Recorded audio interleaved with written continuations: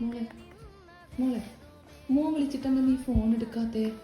ഇല്ലമ്മ, എനിക്കിനി അയാളെ കൂടെ ജീവിക്കാൻ പറ്റില്ല. അതൊന്നും പറഞ്ഞാൽ പറ്റത്തില്ല.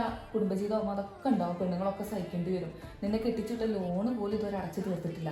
പിന്നെ നിന്റെ അച്ഛൻ എത്ര കാലം നിന്നെ നോക്കാൻ പറ്റും? നീ കുറെ പഠിച്ചു എന്നല്ല, നിനക്ക് ഇതുവരെ നല്ലൊരു ജോലി കിട്ടിയിട്ടുണ്ടോ?